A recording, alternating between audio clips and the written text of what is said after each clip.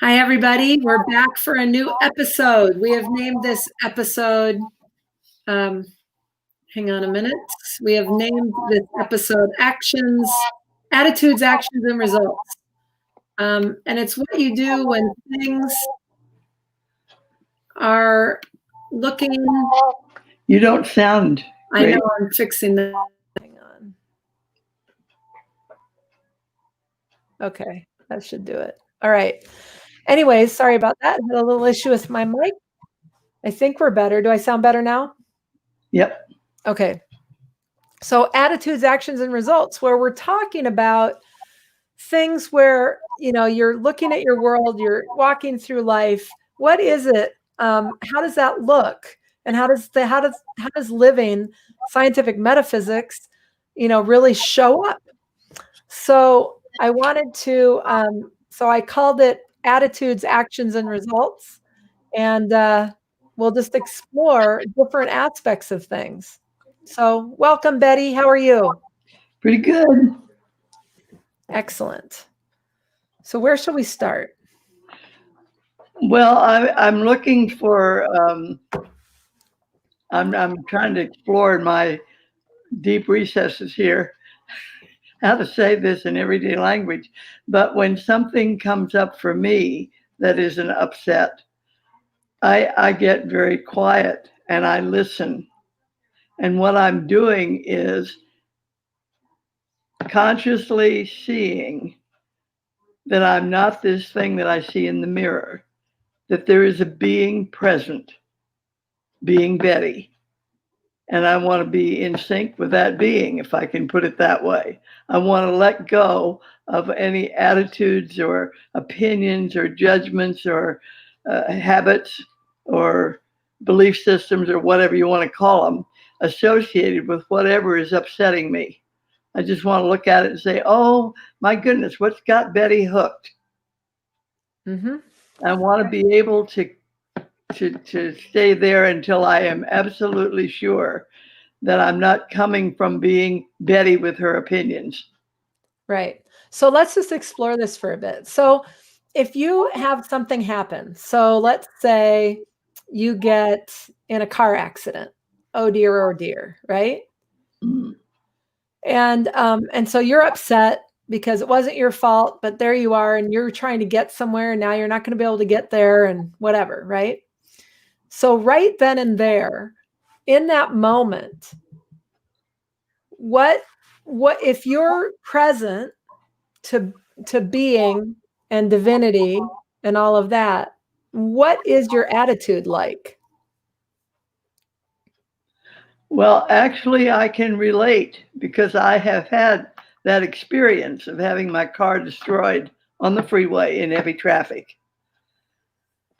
And to tell you the truth, it was all very, for as far as my being there was, it was very calm.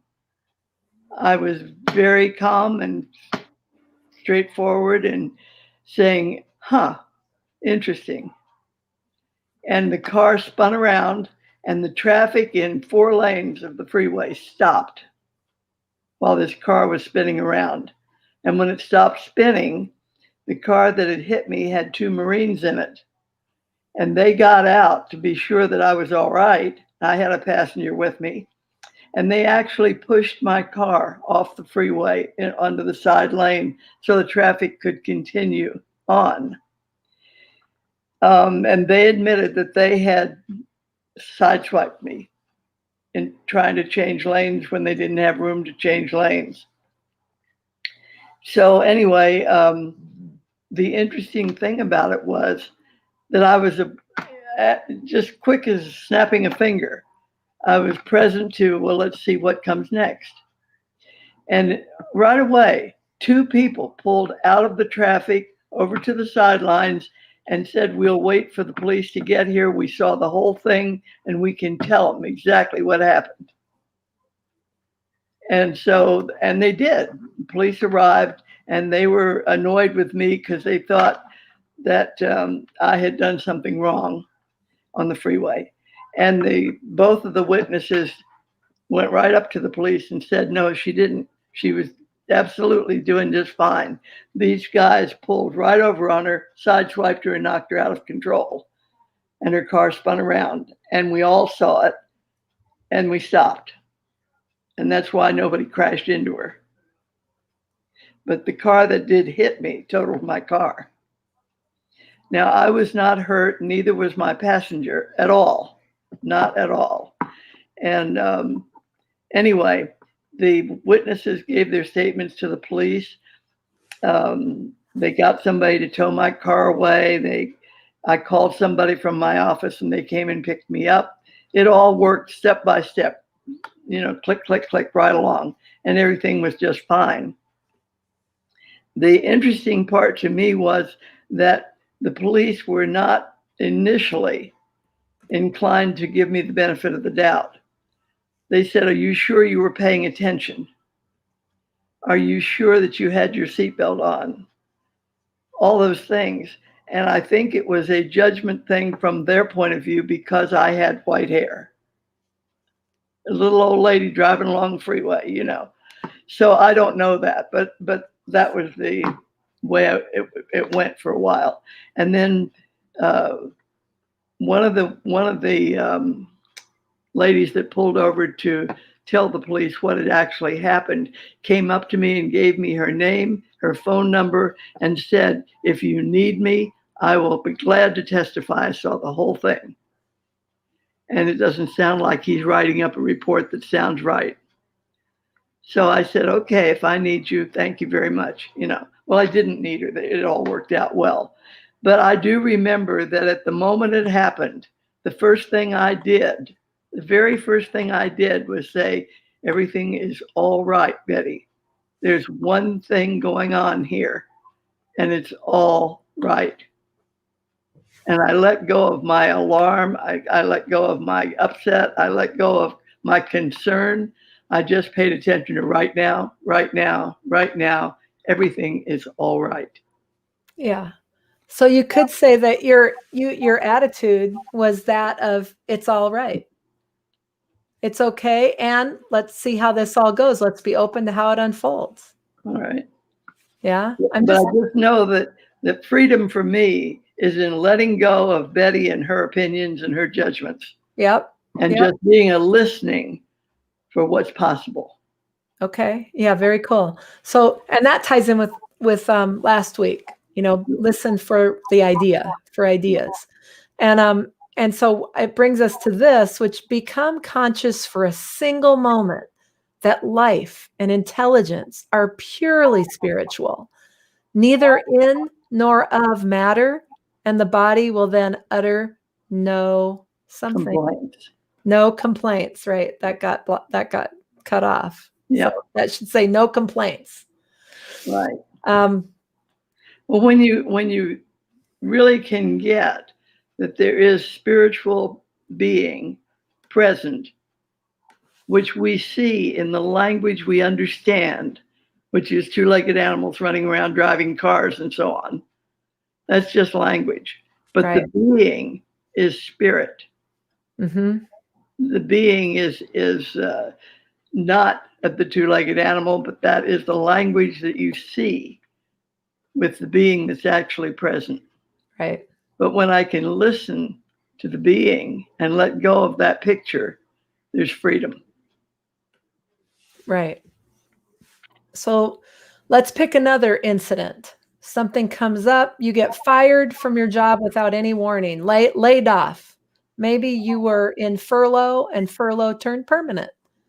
Now what? And you don't have any savings really. So here you are. You've had this great job. And all of a sudden, boom, you get laid off. Now what? Well, if you want to go really far, far back, one of my first jobs when I had never worked before, I got a job in an office and I got fired. And when I got fired, I went to the lady that fired me and sat down in front of her desk. And I said, "You need to explain to me why I'm fired." And she just looked at me and started to laugh. And she says, "You don't have a clue?" And I said, "No." She said, okay. She said, let me paint the picture for you. She said, here I am with a budget, and I have so much money to spend, and I need these things done for me every day. So I hire a young lady to come in and do those things. And what does she do? She comes in and she talks to everybody in the office, distracting them from what they're doing. So not only is her job not getting done, theirs isn't getting done either. What do you do in a situation like that? And I said, oh, that's what I was doing. And she says, yes. I said, no wonder you fired me. And she says, exactly. And I said, well, thank you, because I really didn't know. It's the first job I've ever had. The only other jobs I've had were babysitting and stuff like that. And she just laughed and she says, well, bear it in mind in the next job you do the job and talk at lunchtime and after work, not during work. I said, all right, I will. It was the greatest learning experience I ever had. And it wasn't an upset because she explained it to me. Right. And I took my job seriously after that. Yeah. And that's all good learning, right? Yep. So now what do you do when you're in a job, you've been doing a good job, you get furloughed and then laid off, and now you have no prospects, and here we are in an unprecedented situation that we've been living with all this year. Now what? Looks dire. Don't have a lot of savings, have a family to support. Now what? I'm just trying to paint a picture so we can look at, okay, so what would science view be for that? Well, fundamentally, man is always fully employed because man is the reflection of God being. So it isn't like a choice. It's like the makeup, the constitution of man is the reflection of God being. Right. So I'm always fully employed. What that looks like, I can't dictate if I'm being myself. If I dictate, it will go in and out of being on track and not on track and all that stuff. The more I can listen for the idea that's being expressed, the more it will fit, if I can put it that way, the more the job will fit. If I may go through 10 jobs finding that out, but that's the process going on. Mm-hmm. But fundamentally, you're always well cared for, you're always fully supported, you're always fully employed. And that's the fact about man being. Now, the language of living that varies for each one. And it is up to the individual to be a listening for what fits for him. What's next? What's this all about? What is the idea here? And when I can be the living of that idea, employment is right there. Yeah, and what that calls up for me, and again, anybody that has anything to say about or add or a question of your own, please type that into the chat, into the comments, and we will get them here and we will be able to address them. There is a bit of a lag, but I do invite you to do that. But what I want to look at is if I'm wringing my hands, oh dear, oh my God, and I'm upset and I don't know what to do. And I might go to the bar and I want to, have a drink or two or four and, or whatever. And what is it? It's like more of the upset, the reaction to the firing, given my circumstances, leaving me feeling more like a victim than I'm in control of anything. Mm-hmm. And so I would say that science viewpoint would say there's only one divinity, one conscious being present. There's only one consciousness, and you are divinity. This is the best view you have of the perfection functioning.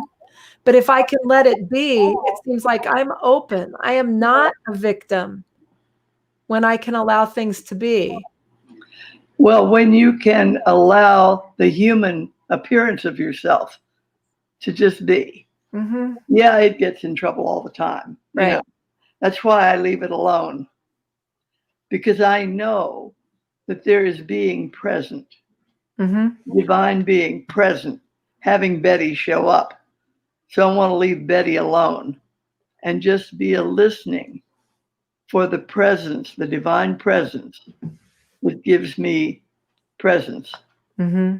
I'm overusing the word presence, but anyway, to get the idea. So I can leave Betty alone and just really be listening for what is the idea of employment. It's really an enhancing and expanding, an exploration, if you will, of what more, what else, what Mm-hmm. next, and the capacities and the talents and so on that are present will be utilized when you can be listening for what it is that you're there to express. Right.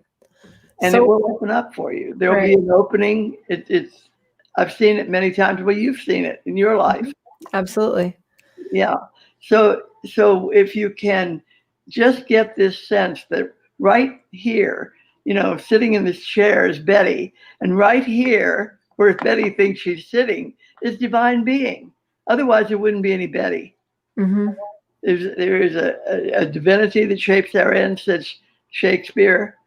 You know, science teaches that we live and move and have being mentally. So it's a mental perception, a mental appreciation Mm-hmm. that takes place when you can listen to the idea, and it will give you great freedom. Give it a try. Yeah. Okay.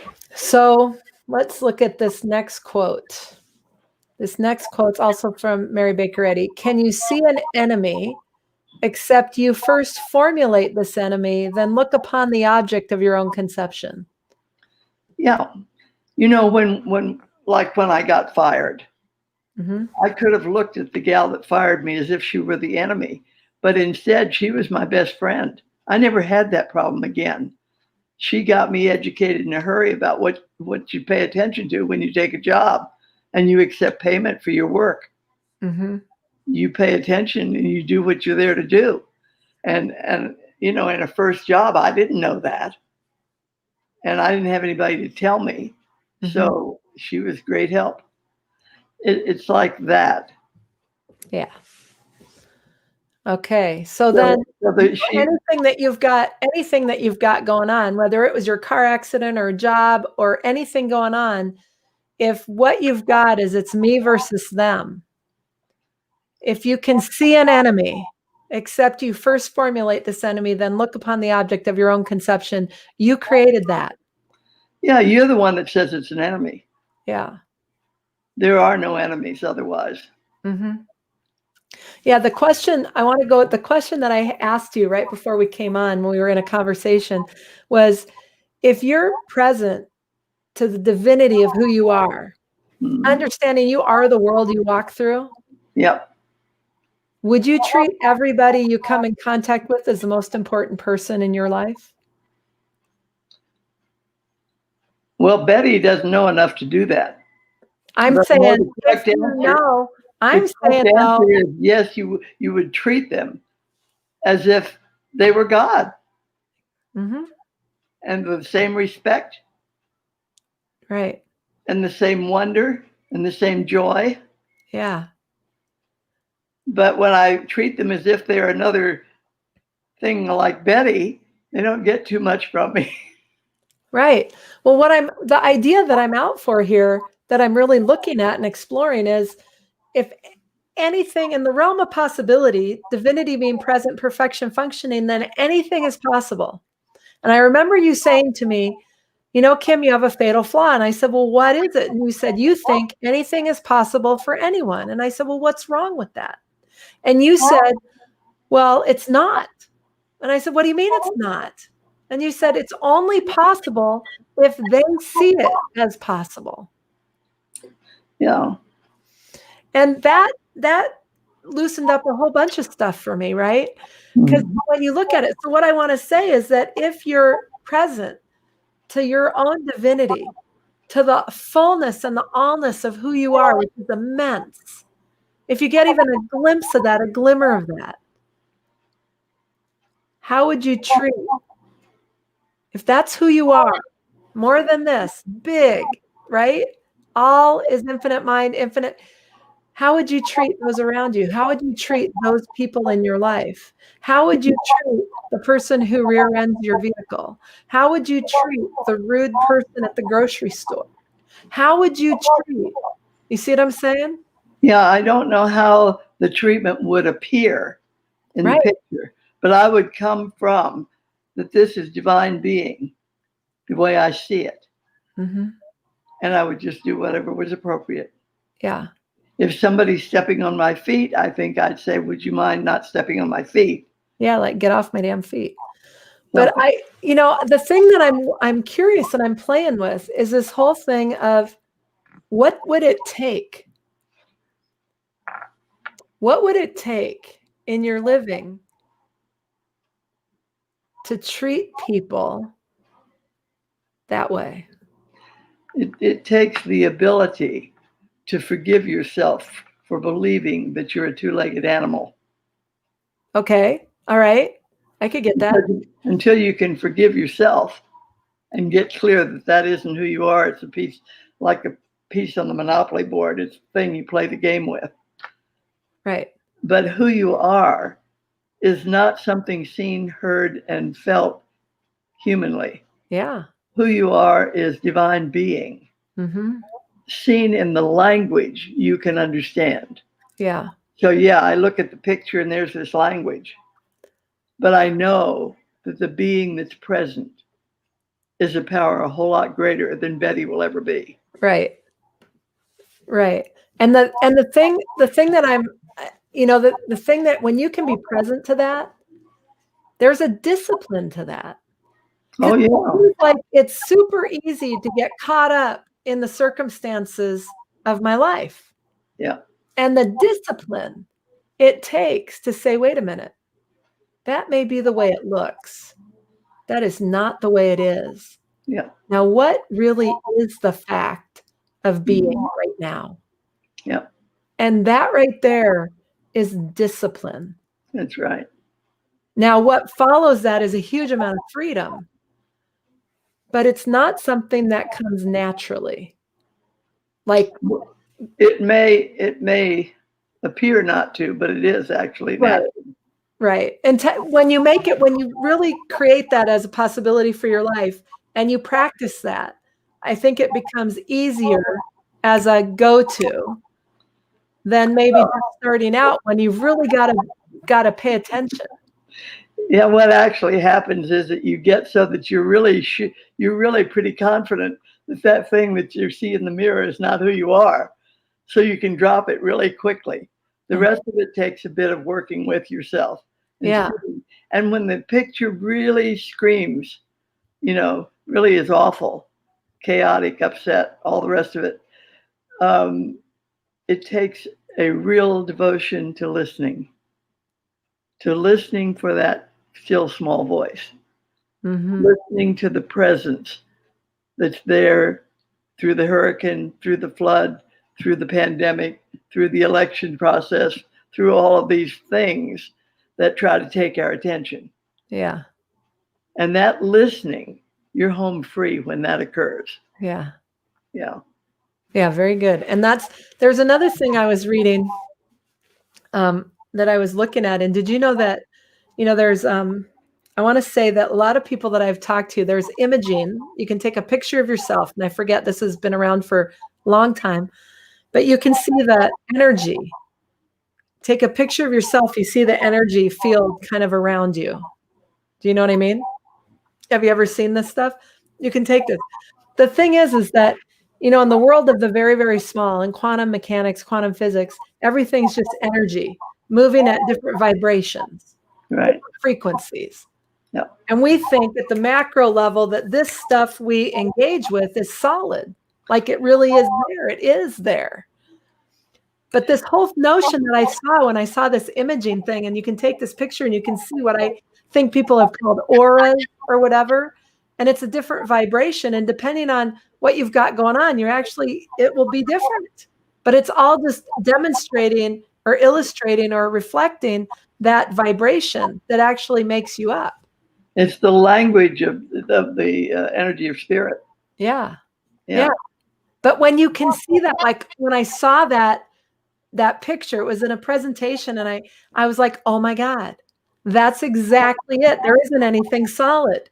But we act like there's all this solid stuff, like I it know. is that way. And then we buy into that and we lose any perspective of the fact that we are divinity or consciousness source. Mind stuff.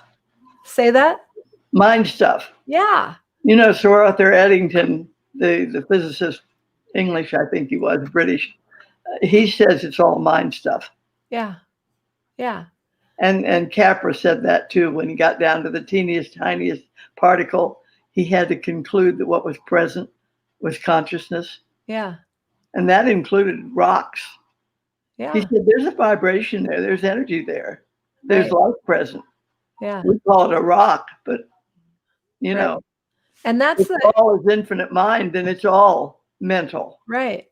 So then why do we have Not brain mental, but mental, like Right. universal. So then my next question for you might be a little harder. I don't know. But then why do sometimes things seem so damn unsatisfying? Like how come Because you're hooked on what you look like. I have a picture of what I think it ought to be and it's not that? So You're hooked on it. You're, you know, like I am that I'm sitting at this desk. You know? yeah, Well, sure. when you're really hooked on that, why you're in a stuck situation, and it's going to get Right. uncomfortable and difficult and miserable and so on until you finally get yourself around to saying, now wait just 1 minute. I know better than that. Betty may be sitting at the desk, and Yeah. the being Betty may allow that to look like that, Right. because that makes Betty comfortable. Right. But that is not who I am. Right. And it takes sometimes quite a bit to get to that point when you're sailing along having a great time. Right. We forget, because 24/7, what have we got? There's that picture. I can look in the mirror and say, yep, Betty, there you are. Mm-hmm. I can say, yep, Betty, that's what it looks like right now. Okay. But it changes faster than the speed of light. Yeah. Yeah.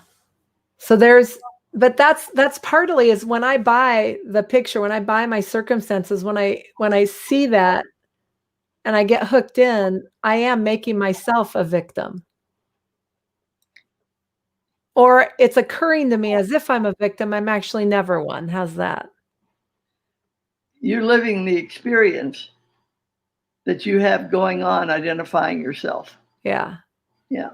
So then it's to get back to the consciousness that sources who each of us is. Yeah, if you want to get rid of the anxiety and the concern and the upset and so on, yeah. Right. But if you Yeah. want to just hang out, it's all good. You have to be willing, you know, like Betty, you go right ahead, be my guest. You can be upset all night if you want to be. Right. I don't try to get Betty to be better. Right. I leave Betty alone totally, because when she's left alone totally, she's nothing. And that 0 point is when I'm present. Yeah. Yeah. Good. I like that. So, well, as we're coming into this, now we're almost at the end of our time.